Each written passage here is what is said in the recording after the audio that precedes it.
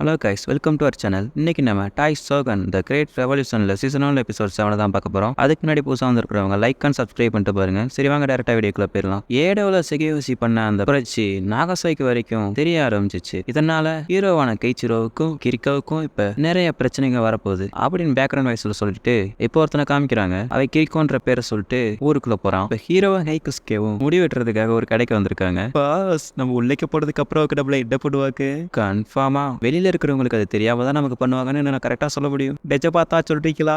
ஏய் இங்க பாறா, இப்ப நம்ம முடிவெட்ட தான் வந்திருக்கோம். முதல்ல இந்த மாதிரி சிரிக்கிறத நிப்பாட்றா. என்னால அதை நிறுத்த முடியலப்பா. அவங்க நம்மள சீக்கிரமாவே கூப்பிடுவாங்கன்னு சொல்லிட்டு கடவுளை வேண்டிக்கிட்டு இருக்கேன் அப்படின்னு கைகுஸ்கே சொன்னானே. இப்போ உள்ள இருந்து ஹீரோவையும் கைகுஸ்கேயும் கூப்பிடுறாங்க. ஆமா நாங்க தான் அப்படின்னு ஹீரோ சொல்லிட்டு உள்ளேக்கு போக போக இப்போ அவங்க ஃபேஸ் ரியாக்ஷனே மாறுது. யாருன்னு பார்த்தா சிகாரு தான் நிக்கிறா. இங்க 2 பேரும் நல்லா என்ஜாய் பண்றீங்க போல அப்படின்னு சிகாருவும் இங்க என்ன பண்றீங்கன்னு தெரிஞ்சுக்கலாமா அப்படின்னு கிரிக்கோவும் சுத்தி வளைச்சிடுறாங்க.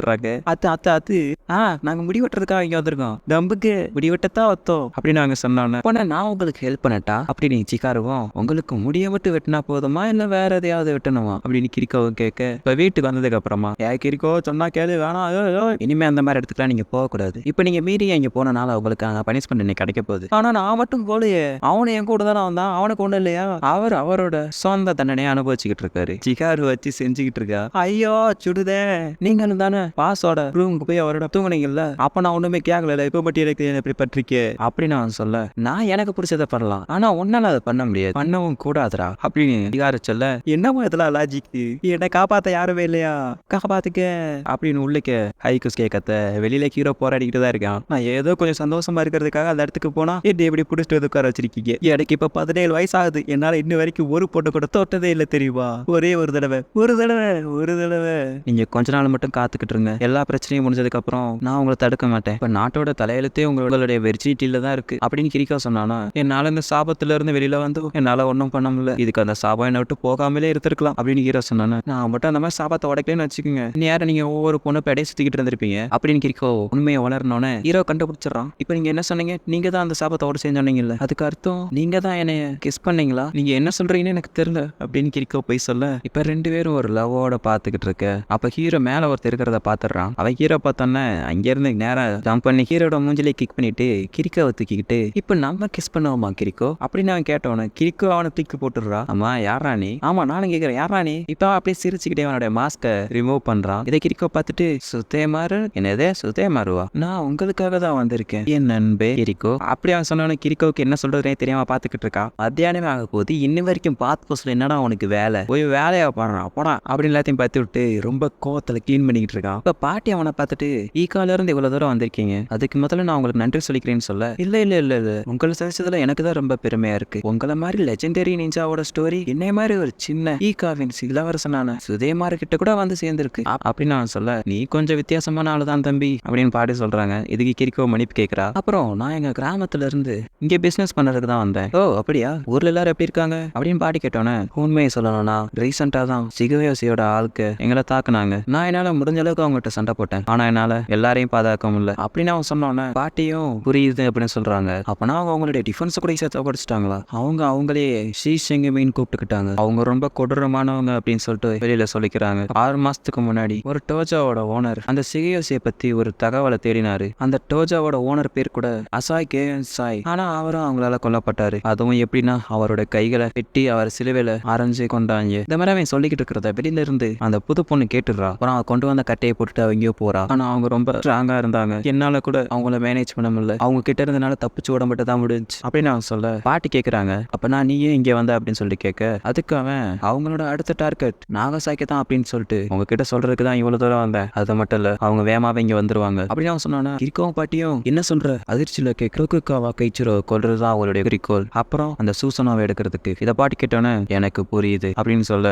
கிரிக்கோ எந்திரிச்சிட்டு அவங்களை எதுக்கிறதுக்கு நம்ம தயாராகணும் அப்படின்னு அவன் சொல்லிட்டு வெளில போயிடுறா. இப்ப பாட்டி வந்து அவனை பார்த்து சுதேமாரு சொல்லுங்க, நீங்க வேற ஒரு காரணத்துக்காக தானே இங்க வந்தீங்க அப்படின்னு பாட்டி அவனை பார்த்து கேக்குறாங்க. இப்ப அவன் அப்படியே எந்திரிச்சு கிளம்பிடுறான். இப்ப ஹீரோவை காமிக்கிறாங்க. எனக்கு அவனை பிடிக்கலடா, ஆமா முதலாளி இவ்வளவு அழகா இருக்கிற பையன் இங்க என்ன பண்றான் அப்படின்னு ஹைகுஸ்கே கேட்க யாருக்கு தெரியும், ஒரு அவனோட காசு இல்லாதனால நாம ஒரு பிச்சை எடுக்க வந்திருக்கலாம் அப்படின்னு ஹீரோ அவருடைய வன்மத்தை கேட்க சிகாரு கேட்டுட்டு அவன் ஒன்னும் பிச்சைக்காரெல்லாம் கிடையாது, அவன் கிரிக்கோட எக்ஸ் பாய் ஃப்ரெண்டு, என்ன சொல்றேன்னு ஹீரோ கேட்க ஆமா அவனை பாக்குறதுக்கு தான் இவ்வளவு தூரம் டிராவல் பண்ணி வந்திருக்கான் சொல்லிட்டான். எனக்கு தெரிஞ்சிருக்கேன் சும்மா பாக்குறதுக்கு மட்டும் வந்திருக்க மாட்டான், வேற ஏதோ ஒரு காரணம் இருக்கு அப்படின்னு நான் சொன்னேன். இதை ஹீரோ கேட்டு கொஞ்சம் ஜெலஸ் ஆக இப்ப கிரிக்கோ ரூம்ல அவன் இருக்கிறத பார்த்துட்டு இப்போ உனக்கு என்ன வேணும், கடந்த காலத்தை பத்தி உங்ககிட்ட பேசுறதுக்கு எனக்கு விருப்பம் இல்ல கிரிக்கோ. நீங்க ஈகாவை கைவிட்டனால இப்ப ஈகாவும் நம்மளை விட்டு போயிடுச்சு, அதனால இப்ப இதை பத்தி நீங்க கவலைப்படாதீங்க, இந்த இடத்த நான் பாத்துக்கிறேன். அப்புறம் உங்களை மாதிரி ஒரு அழகான பொண்ணும் என்னை மாதிரி ஒரு அழகான பையனும் சேர்ந்தா இந்த உலகத்திலேயே பியூட்டிஃபுல் கப்புலா இருக்கலாம். என்ன சொல்றீங்க? என்னடா சொல்ற?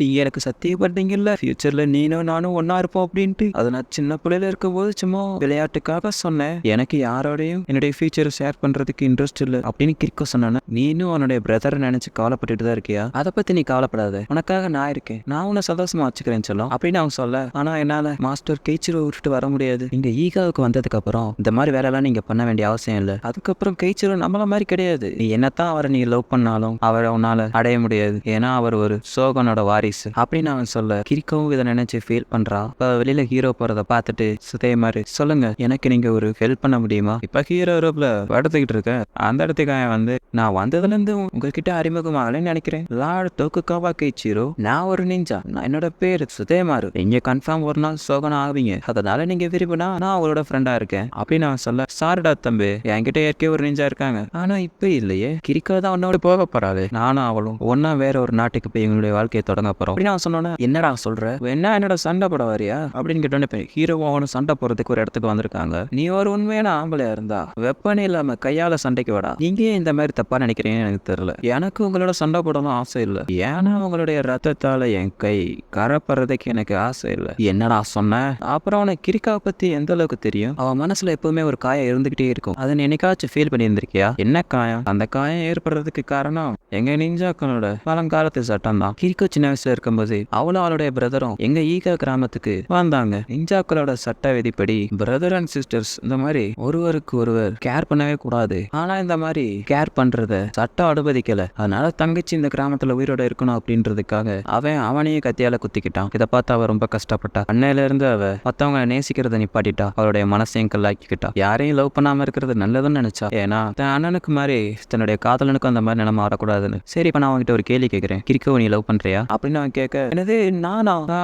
உனக்கு என்ன அதுக்கு பதில் சொல்ல முடியலையா? வரப்போற அந்த போர்ல அவளை உன்னால பாதுகாப்பு வச்சிருக்க முடியுமா? ஆனா என்னால அவளை காப்பாற்ற முடியும். இந்த மாதிரி அவன் பேசிக்கிட்டு இருக்கும்போது வானத்துல ஒரு பறக்கும் கப்பல் போறத ஹீரோ பார்த்துட்டு, அம்மா என்னது அது? அசந்த நேரம் பார்த்து ஹீரோவை அவன் பஞ்ச் பண்ணிட்டான். இப்ப அந்த கப்பல்ல யார் இருக்கான்னு பார்த்தா நம்மளுடைய 3 புது வில்லிகள் தான். எவ்வளவு தைரியம் இருந்தா என்ன நீ கெட்டி போட்டு வச்சிருப்ப? என் மேல கோவப்படாதப்பா, இது உன்னுடைய ஆளு கிரிக்கோவோட ரிக்வெஸ்ட், அதான் நான் பண்ணேன். அவங்களை பாதுகாக்கிறதுக்கு தான் இதெல்லாம் பண்றான். ஏது இப்படி உட்காந்துட்டு வேடிக்கை பாக்குறதா? எனக்கு இந்த மாதிரி பண்ண பிடிக்கலதான், ஆனா கிரிக்கோ உனக்காக அவரோட உயிரையும் கொடுக்க தயாரா இருக்காரு, அதனால நீங்க இங்க போகாம இருக்கிறதா நல்லது அப்படின்னு அவன் சொன்னான. ஹீரோ அவருடைய பலத்தை யூஸ் பண்ணி அந்த கயரே பிச்சிடுறாரு. எனக்காக இன்னொருத்தவங்க காயப்படுறத பாக்குற ஆள் நான் கிடையாதுடா, அவ என்ன சொன்னாலும் பரவாயில்ல. இப்ப கிரிக்கோவே அந்த 3 வில்லியையும் தான் காமிக்கிறாங்க. நீங்க தான் அந்த ஸ்ரீசிங்கவியானவ கேட்கமா, நீ யாருடி? பாக்குறதுக்கு அழகா வேற இருக்கா? உனக்கு ஏன் வருதா? இவளத்தான் ஓகே கெய்ச்சிரோட பேபி சிட்டர்னு சொன்னாங்கல்ல அப்படின்னு அவன் சொல்ல. சரி வாங்க இப்படியே பேசிட்டே இருக்காம சண்டையை தொடங்கலாம் அப்படின்னு சொல்லி கிரிக்கோ கூப்பிட, அவங்களும் சண்டைக்கு ரெடியா இருக்கும்போது பின்னாடி அந்த ஹயக்கோ வந்து நின்னுட்டு, அவங்க என்னோட ஏற அப்படின்னு அவன் சொல்ல, அம்மா யாருடி நீ அப்படின்னு வில்லி கேட்க, நான் ஆசாய் ஜெயின்ஸாவோட மக ஆசாய் ஹயாக்கோ, என்னுடைய அப்பாவை கொலை பண்ணதுக்காக ரிவெஞ்ச் எடுக்கிறதுக்கு வந்திருக்கேன், சாக தயாரா இருங்க அப்படின்னு அவன் சொல்ல. அந்த மாதிரி பேர் நம்ம கேள்விப்பட்டுமா? எனக்கு ஞாபகம் இல்ல, பட் அந்த டோஜாவோட ஓனர் பேர் அதான் நினைக்கிறேன். அந்த கிணட்டு பேரை பத்தி சொல்றியா? இந்த மாதிரி சொன்னா அவ காண்டாயிட்டு சண்டைக்கு போறா. 5 பேரும் சண்டை போட்டுக்கிட்டு இருக்காங்க. இதுல ஒரு பொண்ணு ஹயாக்காவை தோக்கடிச்சு அவளை கொல்ல போக ஹீரோ அந்த இடத்துக்கு வந்து அவருடைய வெப்பனை தூக்கி எறிறான். அவ 2 கட் பண்ணிடுறா. இப்ப பார்த்தா அவங்க கிரிக்கையும் பிடிச்சி வச்சிருக்காங்க. இப்ப அந்த வில்லி சொல்றா, இவனுக்கு உயிரோட வேணும்னா உன்னுடைய ஒனிகாமியை வரவை அப்படின்னு அவன் சொல்லிட்டு கிரிக்கோட கழுத்துல கத்திய வைக்க ஹீரோ சும்மா இருப்பாரா? அவருடைய செயல் எடுத்து பயன்படுத்த நம்ம ஒனிகாமி அதாவது சூசனா அந்த இடத்துக்கு வந்து எப்போ பண்ண ஹீரோ அதுக்குள்ள வச்சுக்கிறது. இது அந்த பொண்ணுங்கெல்லாம் பார்த்துட்டு, ஆஹா ஒருவடைய அந்த ஒனிகாமி வந்துருச்சு, இதுதான் நமக்கான நேரம். இப்ப எனிமீஸ் கிட்டே 2 ஒனிகாமி இருக்கு. இப்ப ஹீரோ நம்ம என்ன பண்றதுன்னு யோசிக்கிட்டு இருக்கும்போது ஹயாக்கா அவனுக்கு முன்னாடி வந்து நின்று, இங்க பாரு சூசனோ, எங்க அப்பாவை அவங்க கொண்டுட்டாங்க, அதுக்கு நான் ரிவேஞ்ச் எடுக்கணும்னு ஆசைப்படுறேன், தயவு செய்து என்னைய உங்களோட சண்டை போறதுக்கு அனுமதிங்க அப்படின்னு கேட்கிறா. சூசனாவும் அவளை அதுக்குள்ள அலோவ் பண்ணிடுது. ஹீரோவும் அவளுக்கு கம்பெயின் ஆகிறனால புது டிரான்ஸ்ஃபர்மேஷன் நடக்குது. அதோட பேரு தான் சூசனா light flash wind card. Hero விடுங்க அப்படின்னு சொல்லிட்டு ஹீரோ சொல்ல, அது நடக்காதுடா சோஜி, அந்த பொண்ணு கொன்று சொல்லிட்டு பார்த்தா சோஜியை நம்ம போய் பிடிச்சி வச்சுட்டு கடைசியா நான் அவளை சந்திச்சுட்டேன், மிஸ் பியூட்டிஃபுல், எனக்கு யாருனே தெரியாதுடா அப்படின்னு அவன் சொல்ல, தலைவன் சைடு கேப்ல கிஸ் அடிச்சிட்டான். அப்படியே அவன் கிரிக்கவையும் காப்பாத்திடுறான். கவலைப்படாதீங்க, இவளுக்கு நான் மருந்து தான் கொடுத்துருக்கேன்.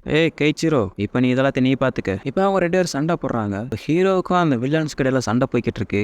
அதுல ஹீரோ அவங்க 2 பேத்தையும் அடிச்சு பறக்க விட்டதுல எப்பவும் போல பயந்து ஓடுறாங்க. இந்த தடவை நாங்க தோத்துருக்கலாம், அடுத்த தடவை திரும்பி வருவோம் அப்படின்னு சொல்லிட்டு இடத்த காலி பண்ணிட்டாங்க. அவகிட்ட நீ போறேன்னு சொல்லிட்டு போலாம். கிரிக்கோவை தவிர எனக்காக நிறைய பொண்ணுங்க காத்துக்கிட்டு இருக்காங்க. பிரபலமா இருக்கிறது கொஞ்சம் கஷ்டமா தான் இருக்கு. உங்க கிராமத்தை பத்தி பாட்டு சொன்னதை கேட்டேன், உங்களுக்கு தங்குறதுக்கு இடம் இல்லைன்னு சொன்னாங்க அப்படின்னு ஹீரோ சொல்ல, ஹீரோ இதுக்கு மேலேயும் அவன் என்ன லவ் பண்ணுவான்னு எனக்கு தோணல. நீ கிரிக்கோவை லவ் பண்றியா இல்லையா அப்படின்னு அவன் கிட்ட உனக்கு ஹீரோவும் சொல்ல வரான். எனக்கு புரியுது, அற்புதமான காதல வார்த்தைகளால சொல்ல முடியல அப்படிதானே அப்படின்னு அவன் சொல்லிட்டு கிளம்பிடுறான். ஹீரோ அதை கேட்டு ஸ்மைல் பண்ண இதோட இந்த எபிசோட முடிச்சிடுறாங்க. ஓகே கைஸ், அடுத்த எபிசோட நான் வந்து உங்களை சந்திக்கிறேன். அது வரைக்கும் டாடா பாய், see you.